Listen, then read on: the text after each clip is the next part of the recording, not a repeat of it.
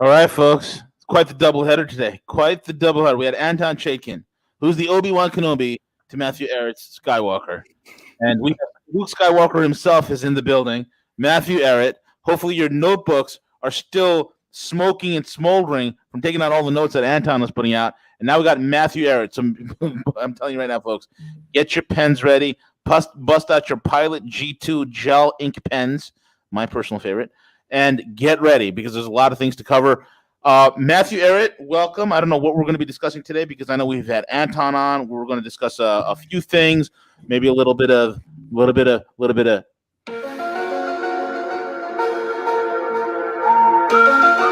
maybe some of that because exceptional stand because it can't go to Mars, it can't go to the moon anymore, and it has to rent rockets and can't build a space station. But it's going to focus on extraterrestrial war because we want to liberate the Martians and give them democracy. But I mean, the floor is yours, man. I mean, there's a lot to cover. What do you want to get into, man? I mean, what do you want? Well, let's have some fun.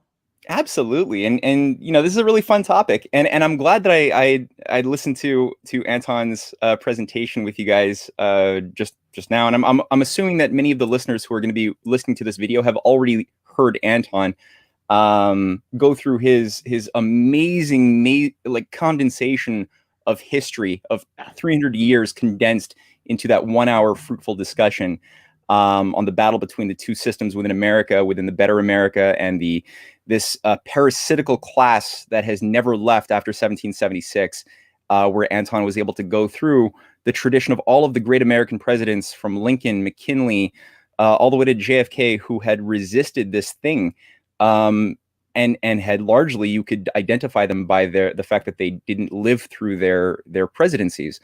So I'm assuming that people have listened to that when they're listening to this. They don't have to if that's the case, but it helps because it's totally changed how I was going to approach the topic of UFOs, which you did it. You went to the X-File soundtrack land. I didn't think you were going to do it, but you did it. And yeah, you'd imagine with all of the historical systemic things happening right now, we're sitting on the precipice of a controlled disintegration of the world financial system. You have a great reset being managed and being set up to be put online to bring in a new techno-feudalism. You got a real danger of a nuclear war being instigated by forces controlling the U.S. military-industrial complex and NATO, with Russia, China, and other nations who are actually representing the sort of pro-development, anti-colonial approach that we had last seen in the United States with John F. Kennedy and Franklin Roosevelt that Anton had gone through. So you have this clash of paradigms, this historic moment, and a time where we have each of us a great responsibility to take onus and ownership of our lives and the world that we were born into, to be agencies of the good, to really think through causality, think through problem solving, and think through policies that need to happen to avoid a total cataclysm. However, when you look at the mainstream media today, I was just watching Tucker Carlson a couple of days ago.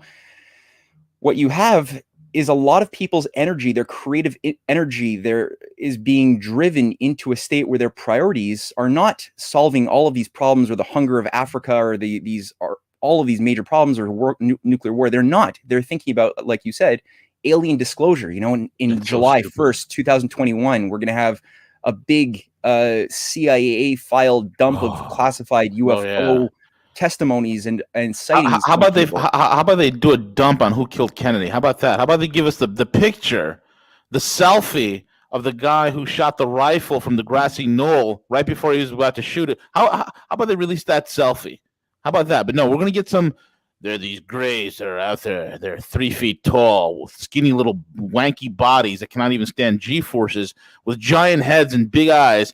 And they come from billions of light years away, Matthew, but they all wind up crashing exclusively in the United States. In the United States, yeah. Come on, man.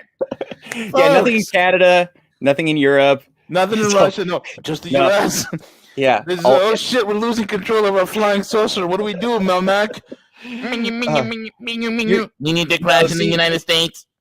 Your problem, V, is you're a lower dimensional binary thinker. You're not thinking on the higher political level, right? You're just playing into their games of caring about JFK or the takeover, the coup d'etat Oh, of yeah, the United States by a deep state. No, that's lower order stuff. Don't higher level people who understand exopolitics don't concern themselves with those things. Because That's your alien problem. disclosure, and right below them Yeah. is alien disclosure. Right, yeah. So that's the thing. That's what people need to worry about. You know what's And funny? yeah. It is infinitely cheaper and more beneficial for us to make mutually beneficial trade agreements to the development of nations like that are the nations that are in Africa than to engage in the robbing, the looting, and the pillaging. The robbing and the looting and the pillaging is the most expensive thing you can do. You will never spend more on resources. You will never spend more on men and material and wasted lives and wasted energy than going in this militaristic route. But it only benefits that route. The militaristic route only benefits that few 0.01%, the elites. That's all it benefits. And that's why they use the most expensive way to get it done. Yeah. If we were in control, we the people, right, we would engage in mutually beneficial trade. That will be profitable for all of us. But instead of looking at real problems like this, they want us to look to the stars. We can't even build a damn rocket, but they want us to go after ET at this point. Well, and this is one of the interesting things. So I spent years immersing myself years and years ago in, I'm not a UFOologist, but I loved that entire hypothesis that maybe that would explain, all sorts of things that are inexplainable in our current world and deep history. And, I spent a lot of time looking into this stuff. And it was only when I started developing a bit more of a sense that, maybe because I realized at a certain point, okay, I'm trying to ask these bigger questions about world history and the creation of civilizations and UFO interactions without first having really taken the time to understand geopolitics, the stuff available to me to understand. I wasn't looking at. I was skipping steps, and that was brought to my attention that I didn't know a lot that I thought I did, and I had to reevaluate things and go back to the books and spend a lot more time researching basic history before I could then reapproach the question of where do these alien UFO encounters and what are there any other plausible explanations to account for all of this? Yes, there are. You don't have to go down the route of the Disclosure Project or Stephen Greer or anything else. But one of the things that caught my eye when looking at the more recent reports that first started from the British Ministry of Defense in 2020 or 2019, when they announced that they were going to be dumping and releasing classified UFO phenomenon for decades that they'd been holding on to. That was followed a week later by the United States, saying that they would do the same thing. You had a big dump of about 2 million documents in January 2021 this year, which was called the Black Vault. And basically, it was like 2 million pages of eyewitness testimonies, anecdotal evidence, a few files, video recordings of very, you see the quality of these things, somewhat scattered, low quality, low res images of obviously something moving around on a screen. But then when I started looking into the articles covering it, there were always these experts being brought in from, former high level Pentagon, Department of Defense officials, CIA officials, bioterrorism officials with the CIA, who are all ufologists. Like they were all experts in UFO phenomenon, giving their comments to various mainstream media outlets, talking about these declassified reports. People in the Ministry of Defense in the UK, like Nick Pope, was another major person who's been brought on to Tucker Carlson, RT. A lot of major media is covering this stuff. And I started seeing, when I started Googling their names, that most of them tended to be affiliated both with the military-industrial complex, with Lockheed Martin, with the CIA, and also with a weird organization called To the Stars Academy of Arts and Science. I'm like, what the hell is To the Stars Academy of Arts and Science? And sure enough, have you guys heard of this thing? No, it's the first time I'm hearing To the Stars Academy. Yeah, To the Stars Academy of Arts and Science. CJ, you can even like Google that and pull up the screenshot of their thing. This is an organization set up in 2017 with a cardboard cutout. I'm fascinated by cardboard cutouts like George Soros or Maurice Strong, or this is another one who's a lower level kind of dopey guy named Tom DeLonge, or Tom DeLonge. That's it. The previous rock star from Blink-182. Blink-182. Yeah. Oh, exactly. So when his career as a rock star, because back in the late '90s, and for a period he had a whole bunch of hit pieces on Oh, this guy was on Rogan before. Yeah, he was on Rogan a few times. Yeah. He documents how in the course of these road trips he would just read UFO magazines all the time, and he was becoming really, really fascinated by that. And his career was stagnating by 2013, 2014. He wasn't getting a lot of gigs, but all of a sudden he documents how under an interesting set of circumstances, he was discovered by high-level people in the CIA and intelligence, because they had recognized that he had discovered the master key, and he had a hypothesis after reading all of these magazines on UFOs that all religions were created by aliens who want us to fight to destroy ourselves so that they could ultimately take reap human life energy and the Earth's energy at some future time. And all of human civilization has been shaped by this manipulation by these aliens.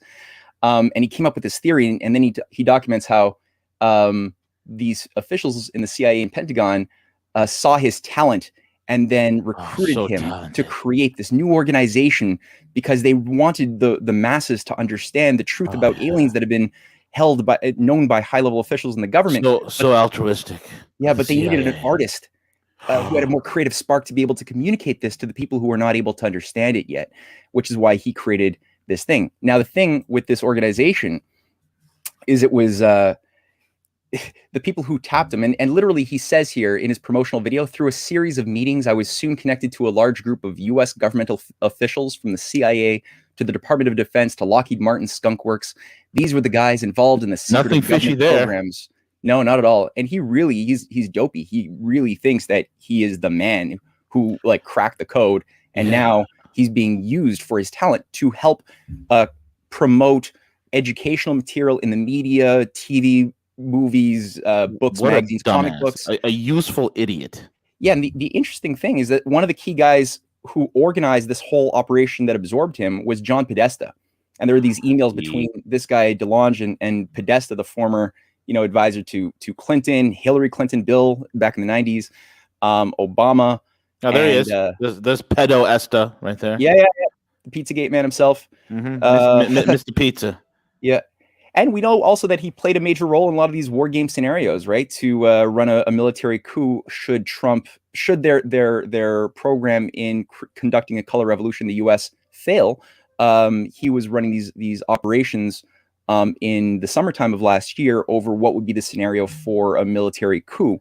Also, pandemic scenarios. He's been a part of that too. So this guy is deeply involved in this what people call it deep state, whatever. But the fact that Podesta was one of the key guys who organized in 2016, bringing this dimwit into this process. And then you go to his website. So you go back to the Stars Academy and you look at the About Us section. You start looking at all of the people involved on the advisory board. And you got people like Chris Herndon, the former assistant to the president. You got Jim Semivan, right there, who's the 25-year CIA National Clandestine Service Director. You got people like the best and brightest of humanities degrees. Dr. Hal Huthoff from the CIA advisor and Department of Defense. Dr. Paul Rapp, CIA analyst and CIA very high-level person. Norman Kahn, lead CIA biological weapons program lead, who's on the advisory board. And you got Luis Elizondo. If you keep on scrolling down on that website a little bit, scroll down a bit more, and you got go down a little bit more. Yeah, a little bit more. There you go. You got Luis Elizondo, who is the former head of the Pentagon Advanced Aerospace Threat Identification Program that was disbanded in 2010. This is like the Pentagon's UFO program, who's working closely in this thing. And he's always brought on Tucker Carlson. He's like one of the most widely covered talking heads of this whole process. There's so many more.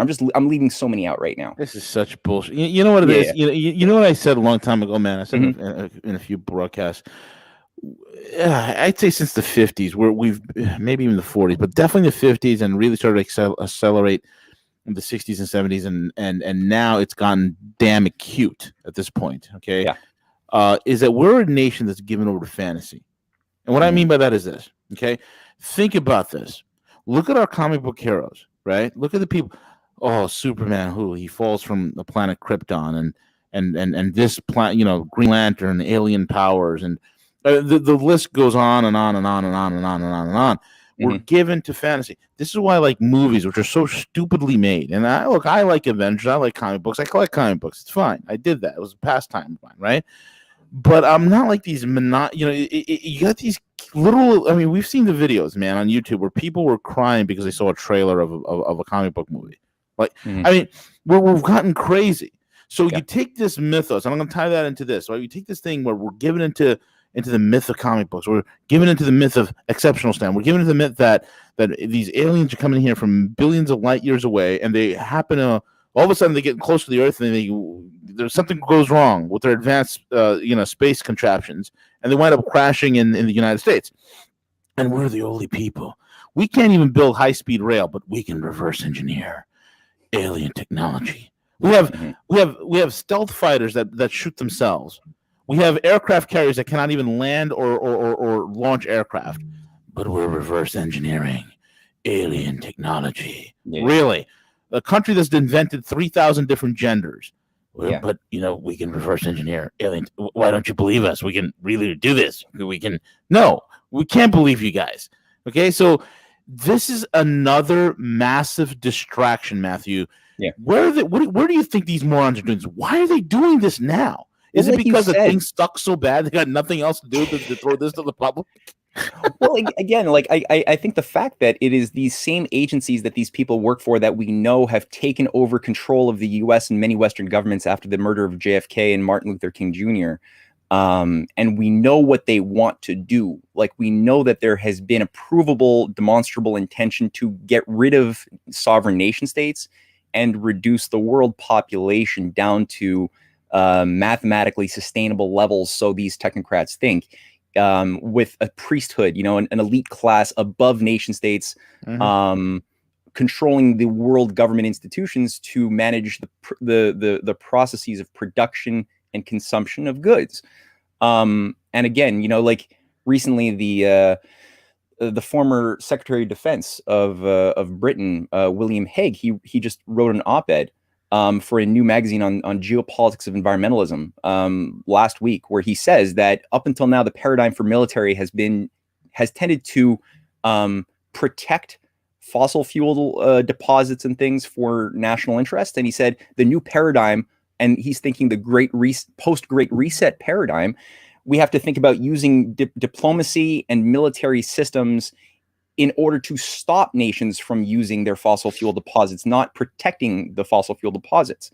Right. So what these guys want is to get rid of the foundations upon which we can sustain industrial civilization and bring back a feudalism. So the fact that all of these characters who are working with these cardboard cutouts like DeLonge, I could also mention another one, Bigelow Aerospace. A few of the characters working with DeLonge are also part of Bigelow Aerospace.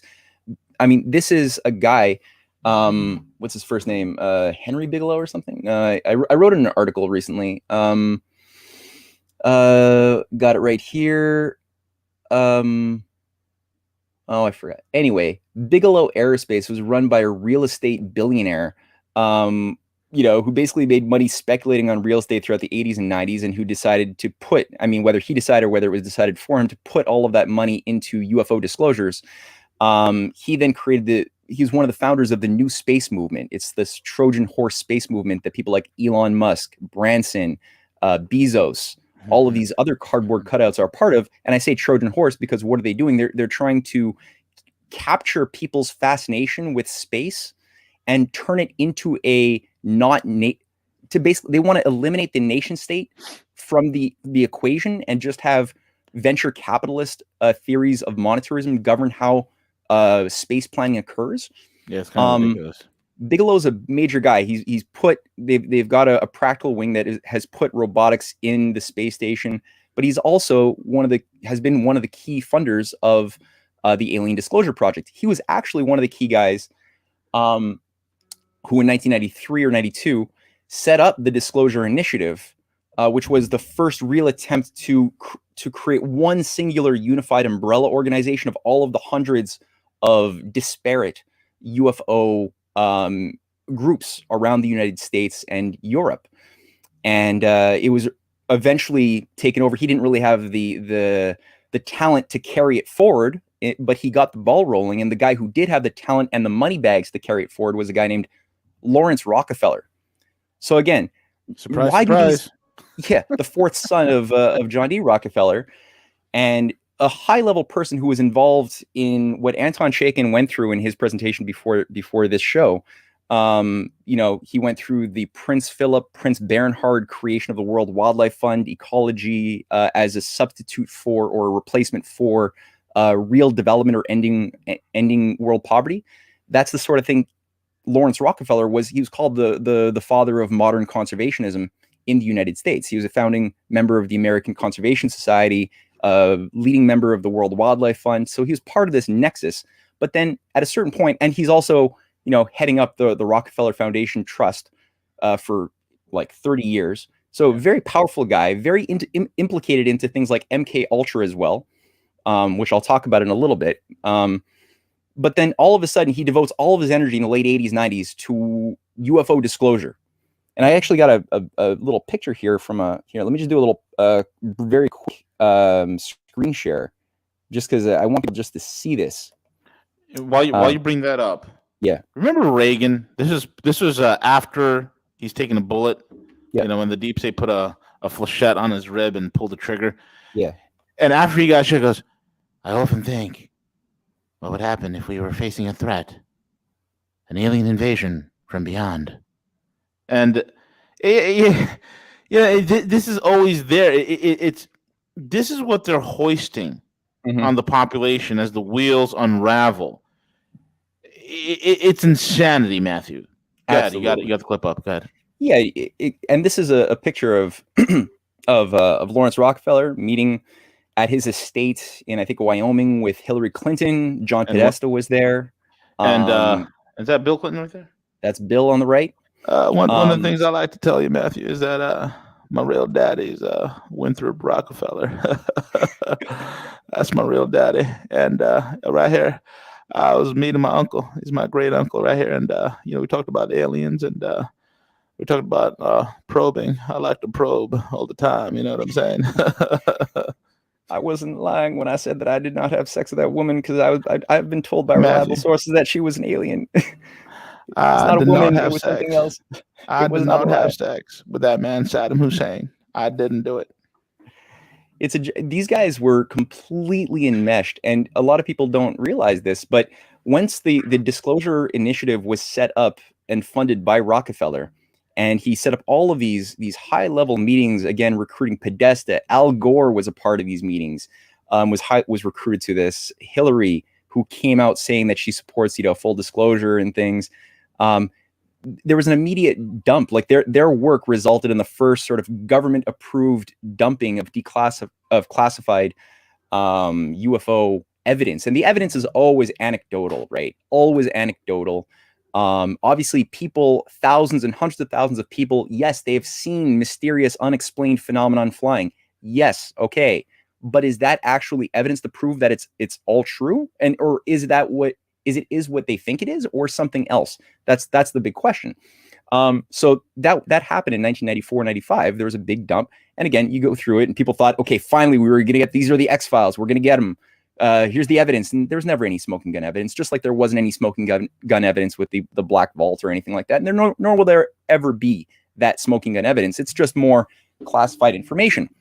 And just because the government has put money into a department that is secretive, doesn't make it true. Okay, that's an important thing to keep in mind, because people are like, oh, but then why would the government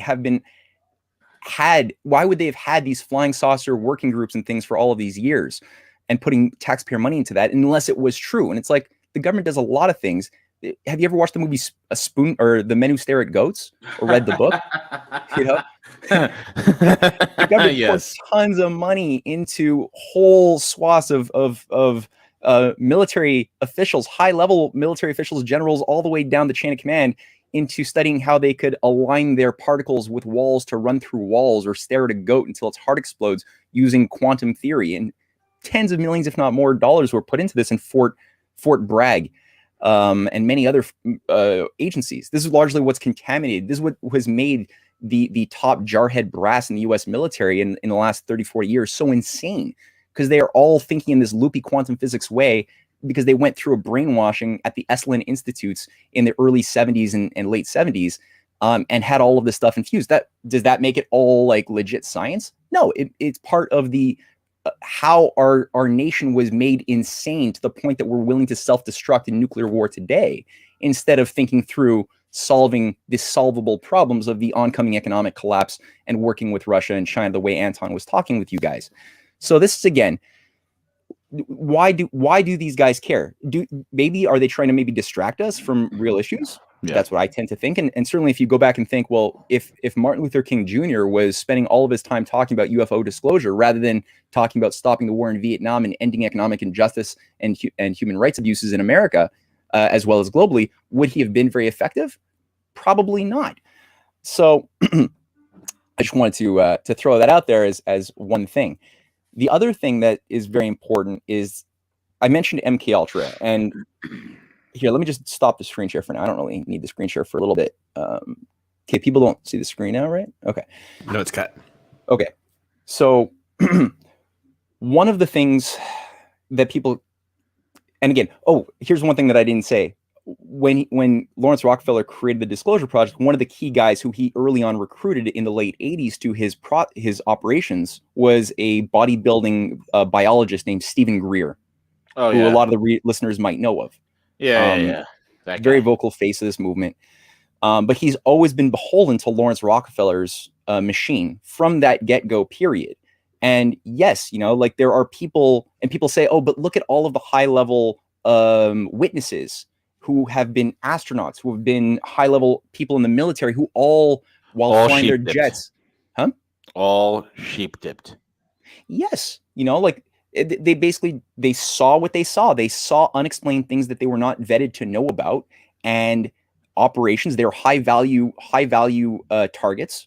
So they're being able to convert them into a UFO advocacy mentality is very high value for people who have been putting decades of work into creating this UFO subculture as a distraction.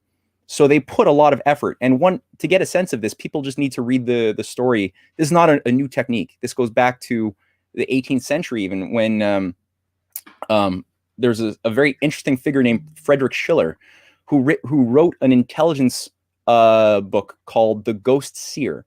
Yeah.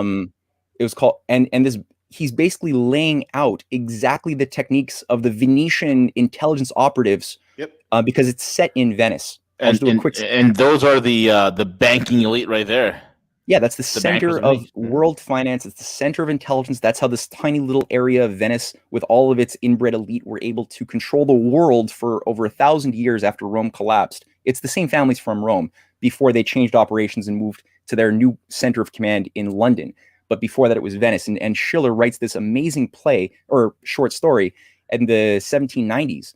Yep. And Schiller himself is also part of these same intelligence networks that Benjamin Franklin is a part of in Europe, working against this evil parasite. And that's what people don't realize. Well, Ben Franklin was in the Hellfire Club. Yeah, he was a double agent. He was a spy. Yeah. It's counterintelligence. That's counterintelligence. Yes. And he was our first spy, folks, if you don't know. Go ahead. Anybody who wants to know about that can read Anton Chaikin's Volume 1, which I finished reading a while ago. It's amazing. But the real Benjamin Franklin is taken through there from his early 20s all the way through his life till his 90s or 89. All that to say, Schiller goes through in the story how you have a young German prince who's on vacation in Venice, and he's a high value target for Venetian intelligence. But because he's psychologically profiled, he's kind of like Tom DeLonge. He feels like he's insecure because everybody values him for his wealth and fame, but not because of his intellect and deepness that nobody understands. He feels, and he doesn't have a strong moral sense of identity either. Like he's the third in command, third in line of the throne of whatever duchy he's going to go back to. And so he doesn't think that real political power is going to be in his life because he's got 2 more people ahead of him. But while he's in Venice, weird things start happening, and he's there anonymously. And I'm going to go back to the UFO thing, but I just want to really get across this. I want people to know why they should read this story because it's so packed with insight. Weird things start happening, and scenarios are created for him to walk into that. Like, for example, one guy says, all of a sudden an Armenian fellow who's mysterious says he will die. He died at 9 p.m. And he's like, what's going on? And then he walks away. And then he discovers a couple of days later that his brother, who was the next in line for the throne, died at 9 p.m. the day before. But it's like, how did the Armenian know that?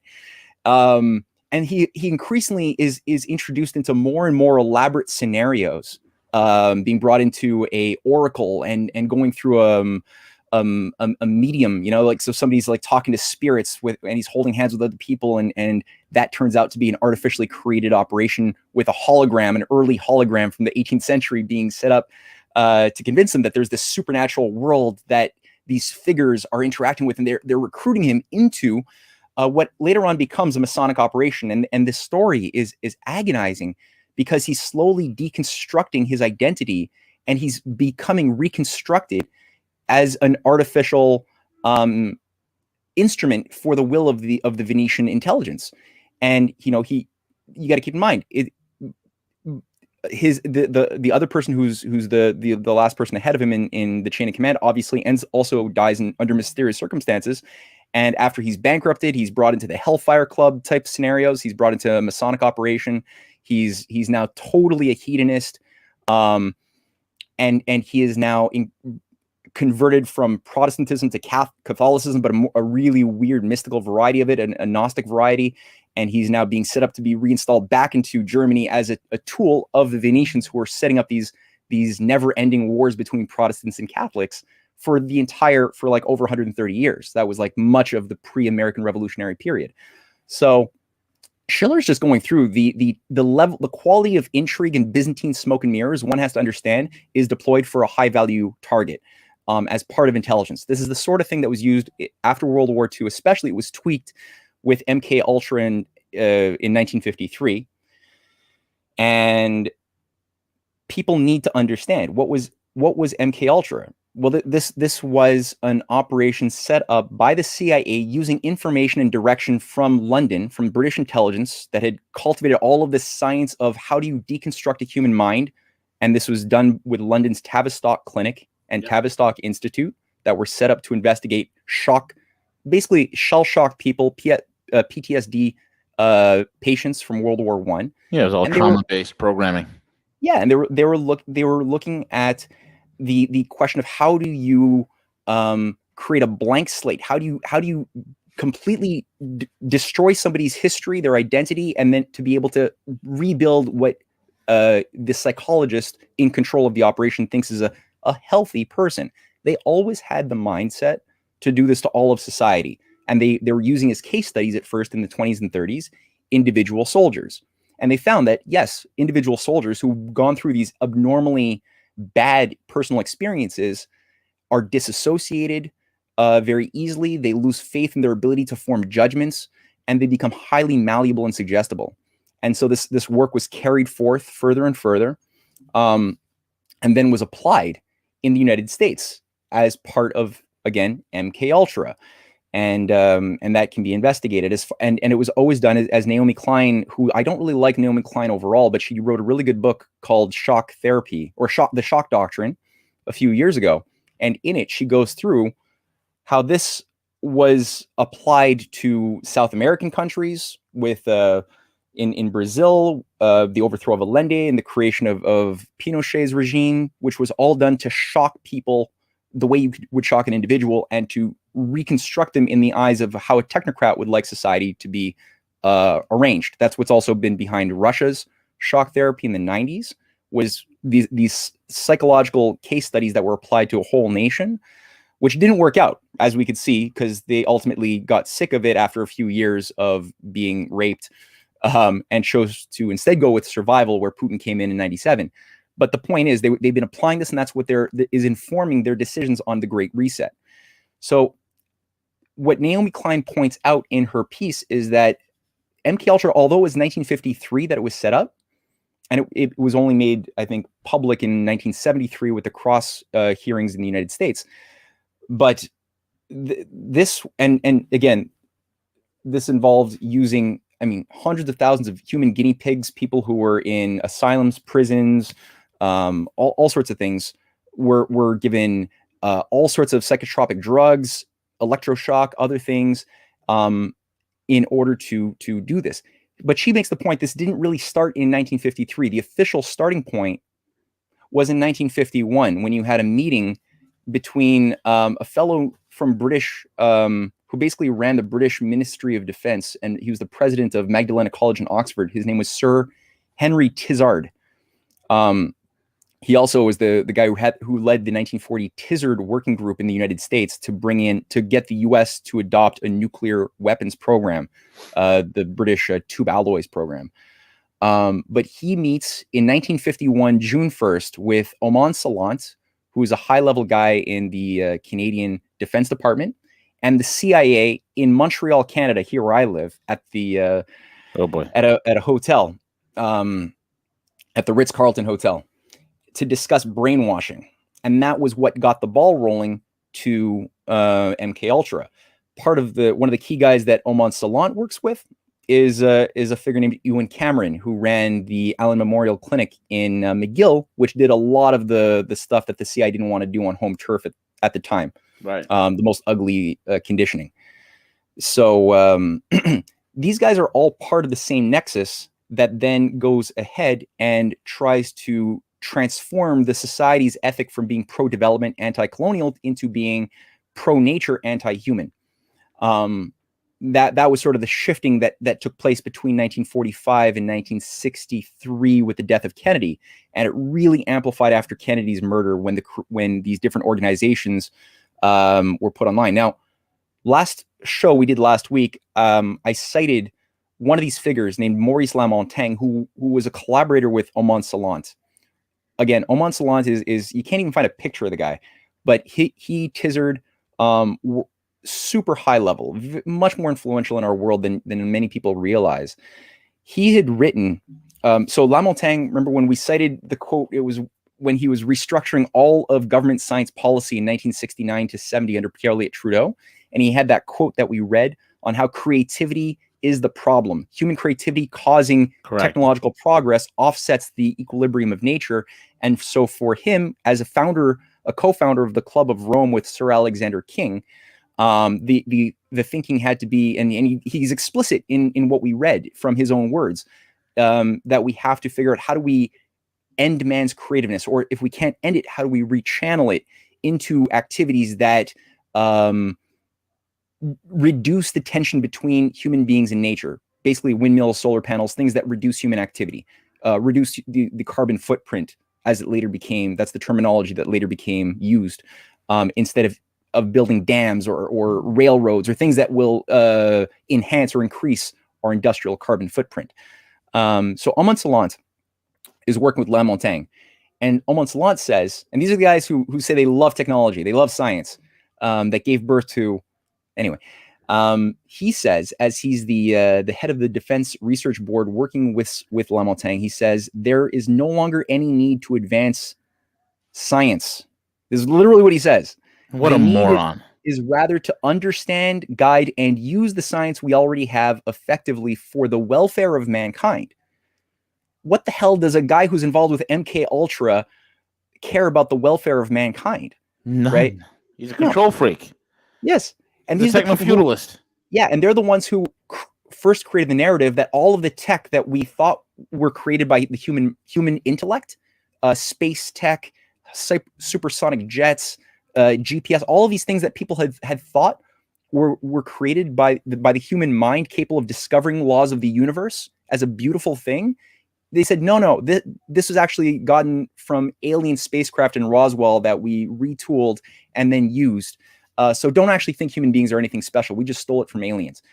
Or they gave it to us. One of the two. Have a debate whether you think we stole it or whether they gave it to us. You're free to talk. the other guy, and you're talking about like, the transgender, all this like, the race alien gay critical theory in our society that makes people really mushy minded and susceptible to all sorts of things. Like that came from the Greys, Matthew. The alien Greys from the planet Uranus has infiltrated mankind and showed us that we are all gender fluid, non-binary individuals. And right. people who are like cisgendered males, like CJ, is a problem. Yes, absolutely. Absolutely. Yeah. all the 73, 74 new genders are actually, they are really scientifically validatable genders from the Greys. Well, in your country, if you don't use the proper pronoun, that's a problem, right? Yeah, all the rainbows out there. So yeah, they're gonna have to stop calling them the Greys and call them the rainbows. Now, one of the things that made people susceptible, when you look at a quote we didn't read from Le Montagne last week, is Le Montagne, and this guy, again, co-founder of the Club of Rome, the Limits to Growth agenda, the World Wildlife Fund program, all of this stuff. This is what he's a high-level part of, a former head of the Privy Council of Canada.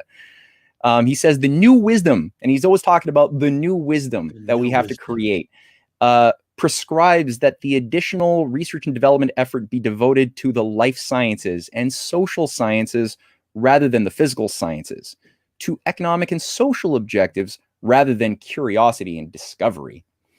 Ugh, curiosity and discovery. That's so passé. So that's what these guys do. So he restructures the entire governance of science policy in Canada. Like it's not a small thing to say. It's totally restructured under this guy's Royal Commission and Justin Pierre Elliott Trudeau. They do this. Similar things are done under collaborators in the United States, that's another story. And that it takes them years later to effectively do this in the USA. And they basically cut all funding for the hard sciences that would allow mankind to actually discover laws of the universe, to do space programs, to do supersonic jets. Like Canada was the pioneer of this. Oh my God! The Canadian, the Avro Arrow, man. Wow. The Avro Arrow was the first nation, what a plane! the first plane to do supersonic. Yeah. And they dismantled it. People like Oman Salant were involved, and Henry Wimpress were involved in the cancellation and dismantling, literally carving up the 7 jets that we'd created into scrap metal and throwing them into trash, and firing all of the pioneering scientists who made it happen. Right. So God forbid the Canadians build a supersonic fighter that is capable of incredible range, that could intercept any bomber coming over the horizon, and it's better than anything in America's arsenal. God forbid. Well, you know what? I'm willing to say that the ICBMs that were being developed by the USA might have been they might have been more effective at doing the job of delivering a warhead than the Avro Arrows were. But the point is that the science of the Avro Arrow should never have been dismantled, and you could have peaceful, practical passenger jets and other things doing that. Instead of it being just literally all prototypes being destroyed, files being burned. So these guys are putting all of their money into social sciences, humanities, not learning about irrelevant things like engineering and space. What's happening in the US? Well, at the same time this is happening, NASA gets its max funding in 1965. So people think that, NASA funding as far as a percentage of overall GDP just kept on increasing. No, it capped off at 1965, 2 years after JFK was killed, was the max funding per capita GDP at, I think, nearly 4%. Every year since, consistently to the present day, it's been going down and at a faster and faster rate. So 1966 less, 67 less, 68 less. So by the time we actually achieve the goal of putting a human being on the moon, I'm not going to get into the whole fight of whether that happened. With some viewers might have a conniption fit, but I assert that did happen. But the point is, they were already at cutting down the funding and cutting the legs off of this thing, such that by 1973, the whole thing was scrapped. Apollo programs were canceled because we were told, okay, we put the flag on, we gave the moon to the we mooned the Ruskies, and that's it. We played golf on the moon. And they dismantled all of their space capsules, put them in museums, shut them down, just like they did to the Avro Arrow. So we lost the ability to even do that, such that today people are talking about, maybe in a decade we can put another human being back on the moon from the United States. It's like, we already did that 50 years ago. I'm not saying we shouldn't do that, but why is it that today we can't put a toaster on the moon? because they That's because consciously we lost shut all down. the technology, Matthew. That's what NASA told us. We lost the technology, so we can't go back to the moon. So that's the thing, and that's why I'd like to just end it with this here. I feel like I've been talking too long, but if I'm going to do another screen share because there's something that I did want to. I love the Avro Arrow, man. It's such a beautiful plane. Great interceptor. Oh, it really is. It was so beautiful. And in a way, we did a favor, to NASA scientists because a lot of the cutting edge scientists in Canada couldn't find any work at that point, and they mostly had to go to the United States and become players in in NASA. Without that edge, maybe a lot of the objectives of NASA would not have been met. So one of the things that I think are important to get across is that people are seeing tech, right? They've been seeing over the entire Cold War period things like Area 51, which was an aerospace zone. They did a lot of radioactive testing there too. Radioactive bombs and stuff were tested around these zones. The Cold War was hyper secrecy. That was the nature of the game. It was all counterintelligence, triple agentry, hyper secrecy. So people were looking up in the sky all the time and seeing phenomenon that they didn't understand, that seemed to disobey the basic laws of aerodynamics that we're comfortable with. But what would account for that other than what we're being told from the Disclosure Project or Tom DeLonge or Lawrence Rockefeller? Well, what you have there are Rainer and Walter Horten. These were two brothers who worked for the Nazis. They were two very, very smart, cutting-edge aerospace engineers who developed different types of designs of jets that could travel with 1,000 kilometers of bombs, 1,000, and they at 1,000 kilometers an hour. Basically, they were aircraft with no tail or fuselage, and their designs were revamped after World War II into the B-2 stealth bomber. That's where this design might look a little familiar to some people. Yeah, Northrop's Flying Wing. Yeah, this is called the Horten. The German Horten, yes. Yep, and that's just one of several designs that they had worked on. A lot of these things were classified after World War II during Operation Paperclip. A lot of it was absorbed into the U.S. military-industrial complex. We got things like the SAC AS-6 that we have documentation. The leading engineer who worked on it, Arthur Sack, talks about this. He's published his work on it, that they developed a prototype in 1944. It was a circular craft, right, which was able to fly. It had double turbines. They were quite big, and it completely disappeared by April 1945. It was absorbed into the increasing security state, classified world of the Cold War. The V7, Dr. Walter Miete developed a flying disc called the V7, and Matthew, it used high intensity. Did you hit the screen share on that? No, I forgot. I actually forgot to find the image of it. No worries. I'm just talking right now. Don't be distracted by what you see. Okay, It's not what you see. Okay. But Dr. Walter Miete used high-intensity electrical charges to turn oxygen into fuel, and it was apparently, as Miete describes, this was confiscated by the Russians after World War II. There's Captain Edward Ruppelt, who was the head of the Project Blue Book. It was an American flying saucer working group set up in 1952 to investigate phenomenon like this. It was modeled on the British flying saucer working group that was set up by Henry Tizard, Sir Henry Tizard that I talked about earlier, who was part of the MK Ultra thing. He's also the guy who set up the first international, or it was a British-based, government-funded flying saucer working group in 1950. That was Sir Henry Tizard ran this thing. Again, just like, why does he really care about this? Or are they using interesting phenomenon that they got from the H.G. Wells War of the Worlds broadcast with Orson Welles during World War II, that people were hearing on their radio that aliens from Mars had landed and were hostile, and you had riots, in New York. People were trampled because they didn't know that they were listening to the reading of a serial. It was being read like it was a real broadcast, and it was a total social engineering experiment. People like Henry Tizard were paying close attention to this thing from the get-go. People in Tavistock were paying attention to group dynamics. So obviously, anyway, this guy who runs the American Project Blue Book study group, he ends up he's a bit more honest, and he makes his final report where he says when World War II ended, the Germans had several radical types of aircraft and guided missiles under development. Yep. They were the only known craft that could even approach the performance of objects reported by UFO observers. One such guy who I really like, this guy, I think he's interesting. He's an Austrian scientist named Victor Schauberger.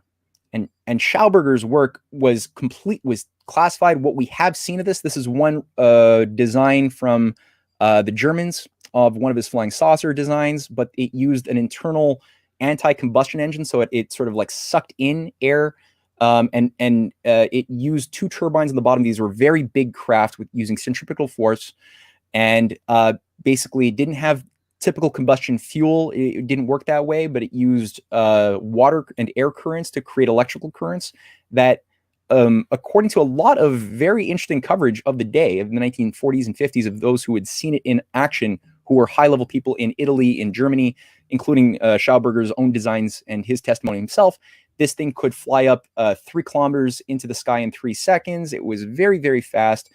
And it was using the basic discoverable laws of physics. This guy modeled himself and his method of thinking off of Leonardo da Vinci, who was, again, looking at how you use the forces of nature and the spiral functions. He was focusing always on the golden section that occurs in living processes in nature. How do you use that and harness it for technology? He was a good soul. But the problem was, when he came after World War II, he was invited to come to Canada in the United States. And he was told that his designs were finally going to be used for the good, because he originally met Hitler in 1934, and Hitler said, "I want to use your technology for the benefit of mankind." And he had hope that Hitler wasn't bullshitting him, and so he developed it and discovered that wasn't the case. When World War II began, he was very, very sad. But when he was told again now by the victors, the Allies, that okay, if you come over, we'll support your work.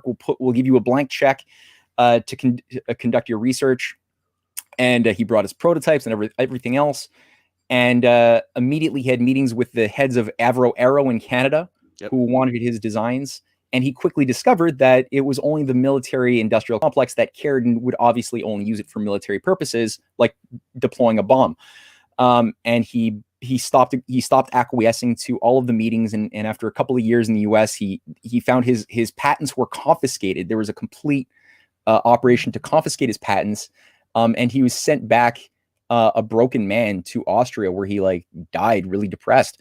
But the science really is solid, and there's documentation, books, videos that have been made going through his method, what this was.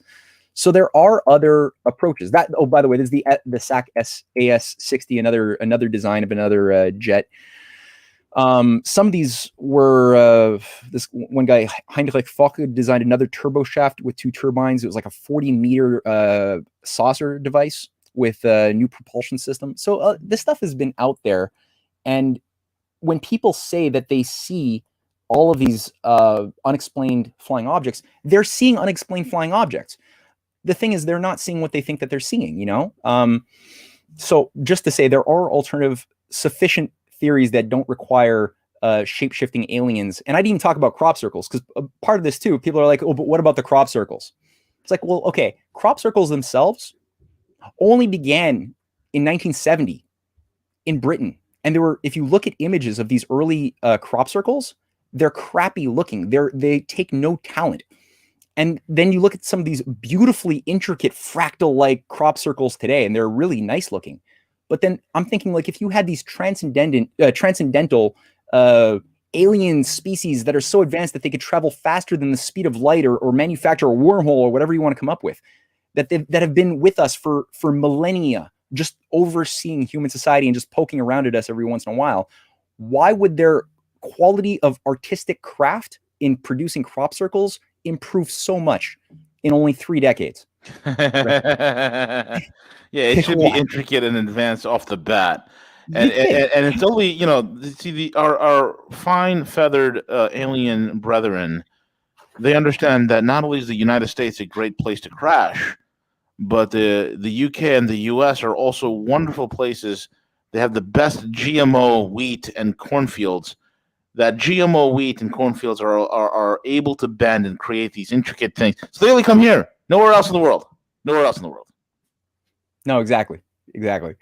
And so, for me, it's very important to just look at all of these anomalies. And I know a lot of people have invested a lot of time reading books and watching documentaries and other things about UFOs, and they might find some of what I've said offensive, but really look into it. Really look at MK Ultra. Look at how our society was turned insane, literally insane, to the point that we willingly destroyed our industrial base, our capacity to sustain our children or people into the future. We did it ourselves.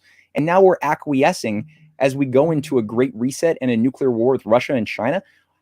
How insane are we? This was manufactured for us. There was an operation with a lot of effort to put in to make us insane, that targeted the military, that targeted the intelligence agencies that were cleansed and purged of patriots. When the OSS was disbanded in 1945, there were people who understood the Wall Street, City of London axis promoting fascism throughout World War II in the 30s and eugenics. These were people loyal to the anti-imperial vision of Franklin Delano Roosevelt, people like Henry Wallace, but a lot of people in the OSS were a part of that. And they were purged and they were labeled red commies. Their lives were destroyed. People like Paul Robeson, the great civil rights leader, but also singer, actor. I mean, this guy was a powerhouse who co-created the Pan-African movement. He was an American. He mentored Kwame Nkrumah, for God's sakes, in the 40s, who came here studying FDR's Tennessee Valley Authority to bring this into Africa and shape the Pan-African movement. Paul Robeson was deconstructed under an MK Ultra operation for 2 years in London's Priory Hospital, suffering hundreds of shock therapy treatments with psychedelics. And when he was brought back, originally his plan was to come back from his European tour and lead the American civil rights movement 15 years before MLK showed up on the scene as the leader. It was supposed he came out openly saying he would lead it and tie it to the anti-fascist and anti-imperial fight globally from the get-go. And he came back a broken shell, never really came out of his basement for the last 15 years of his life. He didn't participate in what MLK had done. So again, MK Ultra, Tavistock, the fact that all of these forces that funded that created that science of human brainwashing and applied it, were all the same people who were the founding fathers of the modern UFO cult. All of them. And they continue to be. Their heirs, people like John Podesta, it's still there. So people have to really think, why is this there? What am I being distracted from actually appreciating about myself, about humanity, about the nature of the game that I've born into? Because space flight is an important part of the human experience. We're born into a universe. We're born into space. The Earth is in space, right? What we think of as weather is actually an intersection. The clouds, the electromagnetic field around the Earth is a protective shield that evolved over time, separating us with a whole ocean of cosmic radiation. A lot of it is very harmful to life, but we're the only species capable of not only breaking outside of the limits of that environment that we evolved in, but that can also replicate the conditions of ecosystems on Earth on another planet if we're thinking long enough ahead, such that you can imagine terraforming Mars. If you understand the laws of nature, you could extend human civilization over the coming generations into the solar system and beyond, if you do it without skipping steps and you think properly about what the process is. We could stop an asteroid. Russia and China have a program to do that. They've invited us to be a part of it. Asteroids have destroyed, or somehow through causes we don't fully understand, have destroyed most of life that's ever existed. Yep, 90% of all life that ever existed has been extinct. I think 99.9%. Yeah. And humans are the first species to exhibit a quality that can break that cycle. So maybe that was our design. Our purpose is partially to do that, to be freed up to do other higher things. And maybe the whole ecosystem would be greener and happier if we did that, instead of shutting down industrial civilization in order to defend nature from human creative thought. The way the great resetters like Klaus Schwab are pushing. So exactly. I would just end it there. I think that's the core point I want people to really walk away with. Very well said. Matthew Ehret, the man. Thank you for joining us, buddy, and thank you for taking us a trip down this very, very important corridor that nobody's going to really touch base upon, because you're going to have a lot of morons coming out of there saying, I've been abducted by aliens and I've been probed. I know they're real. you know. And you're gonna have morons like this Tom idiot who thinks he's so damn special because he's a rock star and the CIA wants to use him. Unreal. People got to listen to this guy speak. Just go to YouTube and listen to him, or go to his website. Go to the Stars Academy and just listen to his videos. It's a damn total. fool. Oh my God, real ego in this guy. He really just a shell. But again, he's like the German prince in Schiller's Ghost Seer. He's Exactly. totally insecure. And that's why he was profiled. And they were like, okay, we got a hot one. We can use this guy. That's why John Podesta liked him. And yeah, I mean, and also part of this whole thing is that the oligarchy themselves, the oligarchs trying to manage this thing, are themselves super insecure. As they are aware that human beings have this higher quality that they've been trying to keep us from understanding within ourselves, because if we understood it and adopted and accepted that is our identity, we wouldn't accept living under the arbitrary rule of an empire and an inbred masterclass wanting to dominate us for whatever ivory tower idea that they have of a utopia. We wouldn't accept those conditions. We wouldn't accept mass starvation or unnecessary wars that kill lives of children. We would not do that. So, you know, the oligarchy is very insecure because they're working against nature. They're working against the nature of the human spirit and natural law, by creating all these artificial, you know, things that just disrupt the natural creative evolution of the species. So very well said. Yeah.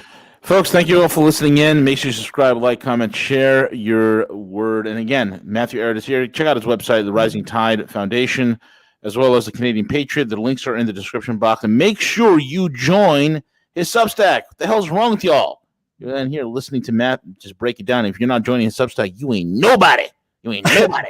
I love that. And last thing too, we're going to be starting, as many of your viewers know, with the Rising Tide Foundation that I run with my wife, Cynthia. We host weekly Sunday lectures at 4 p.m. EST, Eastern Standard Time every Sunday. We're starting a new symposium of 13 or 14 classes. Anton Chaikin will be giving one of the classes, going through the lost art of statecraft from the ancients to the present. Every Sunday, 4 p.m. If you want to be involved or get an invite to these live lectures, simply write to info@risingtidefoundation.net, and we will send you the invite. So be involved in that. Exactly. And join up. And when you get over there, you can join their Telegram. They have an awesome Telegram group as well. There's a lot. There's I mean, you're getting a university grade education on what the hell's really going on in the world.